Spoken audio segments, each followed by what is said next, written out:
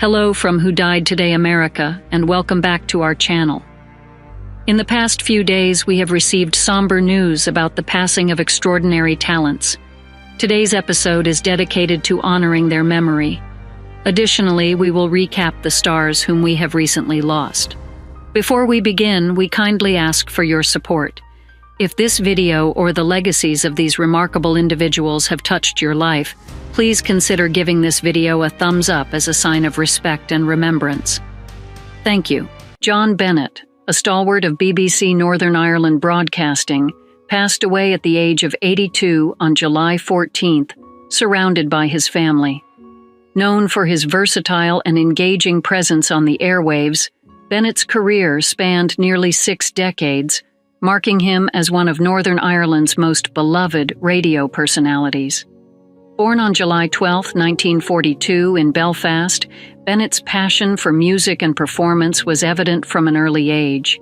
He began his career in teaching, but his love for music and storytelling soon led him to the BBC, where he started in 1965. Bennett's charisma and eloquence quickly made him a household name. He co-launched BBC Radio Ulster alongside Gloria Hunniford on New Year's Eve 1974.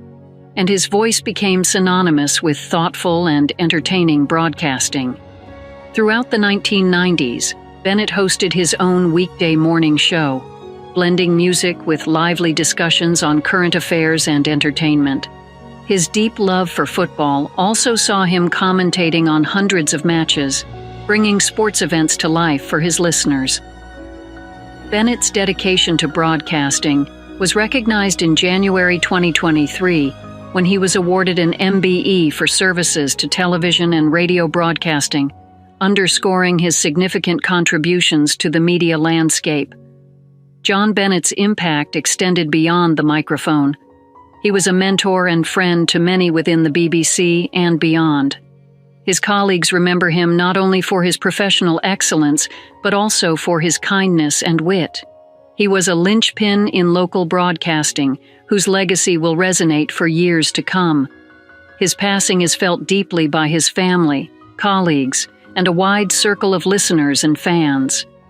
John Bennett leaves behind a legacy of warmth, professionalism, and a profound connection with his audience, making him a true icon of Northern Irish broadcasting. His voice and spirit will be dearly missed, but his contributions to radio and the lives he touched will be remembered with admiration and affection.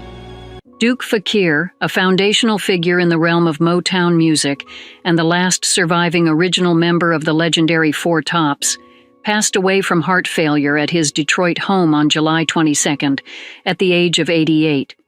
His enduring voice and charisma not only defined an era, but also solidified the Four Tops as a cornerstone in the landscape of American music.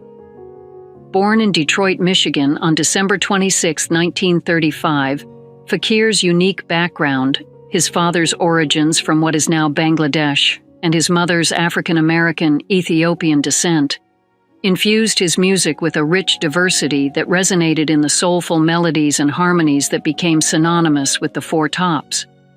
From the rough-and-tumble playgrounds of Detroit to the glittering stages of Motown stardom, Fakir's journey was marked by a deep love for music, nurtured by his city's vibrant gospel and jazz scenes. The Four Tops, originally named the Four Aims, aimed to reach the pinnacle of musical achievement, a goal they undoubtedly achieved and surpassed. Signing with Motown Records in 1963, they catapulted to fame with hits that have since become timeless, such as I Can't Help Myself and Reach Out, I'll Be There. Under Motown, they not only achieved national fame, but also became global ambassadors of the Detroit sound. Fakir's leadership helped steer the Four Tops through the changing tides of music, from the soulful 60s to the evolving scenes of the 70s and beyond. Even after the passing of his bandmates, he remained dedicated to the group's legacy, continuing to perform and inspire new generations until shortly before his death. His autobiography and the musical based on his life story, I'll Be There, are testaments to his enduring influence and commitment to his art. Duke Fakir's life was a melody of dedication, resilience, and immense talent. He leaves behind a legacy that is immortalized in the grooves of Motown's hits, a testament to his impact on music and culture. His contributions will continue to inspire musicians and delight audiences, keeping the spirit of the Four Tops alive for generations to come. Chen P, a pioneering figure in the cinematic world and the first female action hero, passed away at the age of 78 in the San Francisco Bay Area. Her groundbreaking roles carved a path for future generations of actresses in action cinema, most notably through her iconic performance in King Hu's wuxia film, Come Drink With Me. Born in Shanghai and later becoming a luminary in Hong Kong cinema, Chung's journey through the film industry began with her classical dance training, which she seamlessly integrated into her film roles. Her portrayal of Golden Swallow, a fierce swordswoman, not only challenged traditional gender roles within the genre, but also captivated audiences worldwide, leaving a lasting impact on the portrayal of women in action films. After achieving fame, Chung moved to the United States, balancing her career with education and eventually venturing into television production. Despite facing personal and professional challenges, including a failed business and a tumultuous marriage, Chung made a triumphant return to acting in the 1990s. Her role as Jade Fox in Ang Lee's Crouching Tiger, Hidden Dragon brought her back into international spotlight, reaffirming her status as a global cinema icon. Throughout her career, Chung appeared in over 70 films, and her work extended beyond the big screen to significant roles in television across Greater China and the international stage. She remained a beloved figure in the entertainment industry, admired for her professionalism and dedication to her craft. Chung was not only a celebrated actress, but also a devoted family woman, overcoming personal hardships to raise a family of successful children, each of whom carries a part of her legacy in their own artistic endeavors. As a cultural ambassador for Hong Kong and a trailblazer for women in action cinema, Chung Pei's remarkable life and career will continue to inspire future generations of actors and filmmakers around the world. Her legacy is not just in the roles she portrayed, but in the barriers she broke, paving the way for more dynamic and diverse representations of women in cinema. Naomi Pomoy, the James Beard award-winning chef, renowned for her vibrant culinary contributions and beloved by the Portland community, tragically passed away at the age of 49. Pomeroy's life was cut short by a drowning incident during an inner tubing accident on the Willamette River on July 13th, as confirmed by her family and local authorities. Naomi Pomoy stood as a pillar of innovation in the Portland food scene, celebrated for her dynamic and boundary-pushing cooking style. Her culinary journey was marked by her leadership at Beast, a restaurant that later evolved into Ripe Cooperative, reflecting her commitment to culinary evolution and community engagement. Pomeroy's recent ventures included the opening of Cornet Custard, a permanent location that showcased her versatility and passion for unique dining experiences. She was also in the process of developing a new restaurant in the former Woodsman Tavern space, promising yet another exciting addition to Portland's culinary landscape. Her impact extended beyond the kitchen. Naomi was a fixture on national television, showcasing her skills on Top Chef Masters and capturing the hearts of viewers with her charisma and culinary expertise. Her contributions to the food industry were recognized early in her career by leading publications like Food and Wine and Oprah, highlighting her as a new chef to watch. In 2014, her exceptional talents were honored with the prestigious James Beard Award for Best Chef in the Pacific Northwest, after 3 previous nominations. Pomeroy's unexpected death is a profound loss to the culinary world and to those who knew her personally. She was not only a chef, but a visionary who infused her restaurants and creations with a sense of community and joy. Her planned summer dinner series, Garden Party with restaurateur Luke Dirks, was eagerly anticipated, symbolizing her continual desire to connect and celebrate through food.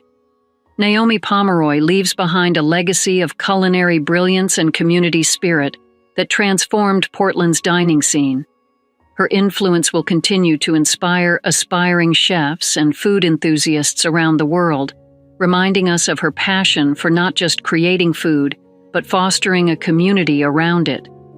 Her memory will undoubtedly endure in the kitchens she inspired and the lives she touched. Chris Gauthier, a beloved actor known for his captivating performances in both film and television, passed away at the age of 48. Born in Luton, England, Gauthier moved to Armstrong, British Columbia, Canada with his family when he was just 5 years old. He honed his acting skills at the Vernon School of Speech and Drama, paving the way for a successful career that would eventually endear him to fans around the world. Gauthier's versatility as an actor was evident through his memorable roles across various genres.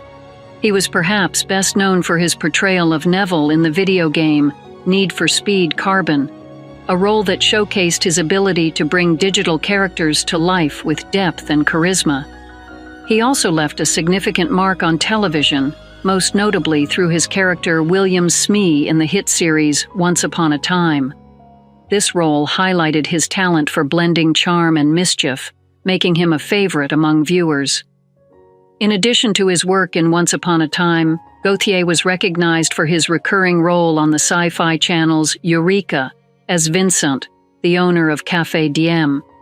His performance added a unique touch of warmth and humor to the series, contributing significantly to its success. Gauthier's talent for balancing dramatic and comedic elements was further displayed in his appearances on Harper's Island as Malcolm Ross and in the horror film Freddy vs. Jason. One of Gauthier's most impactful roles came in the series Smallville, where he played Winslow Schott, aka Toyman. His portrayal of the complex villain battling iconic characters such as Clark and Oliver brought a new level of intrigue and intensity to the show, cementing his status as a versatile and powerful actor. Chris Gauthier's sudden departure is a profound loss to the acting community and his fans worldwide. His legacy will live on through the diverse range of characters he brought to life and the indelible mark he left on every role.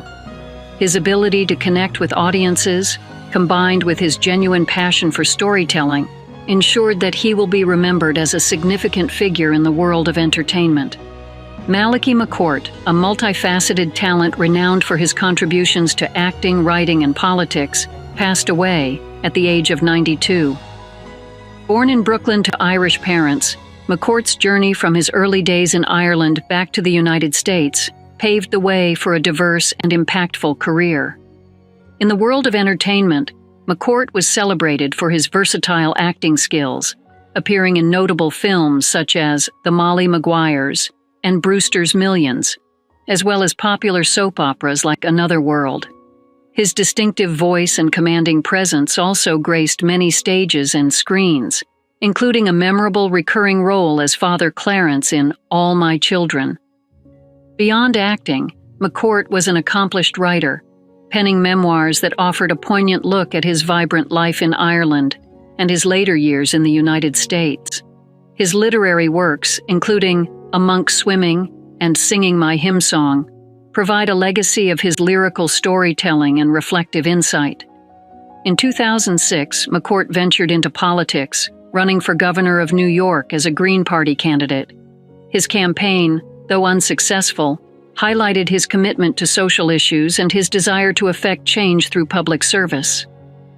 McCormack's personal life was as rich as his professional one, marked by deep connections with family and friends, including his brother Frank McCormack, with whom he shared many creative endeavors. He was a community figure, a beloved patron of the arts, and an advocate for various causes throughout his life. Malaki McCormack's legacy is one of artistic brilliance, personal resilience, and an unwavering spirit that inspired many. His contributions to culture, both on and off the screen and page, will continue to influence and resonate with audiences and readers for generations to come.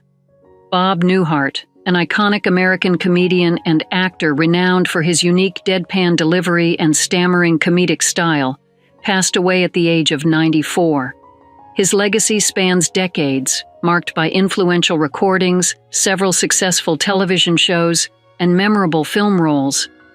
Newhart first captured the public's imagination in 1960 with his groundbreaking comedy album, The Button-Down Mind of Bob Newhart, which became an unexpected hit, reaching #1 on the Billboard Pop Album chart, a rare feat for a comedy record. This album, followed by The Button-Down Mind Strikes Back, secured his place as a major influence in comedy, earning him 3 Grammy Awards and setting the stage for his future success in television and film.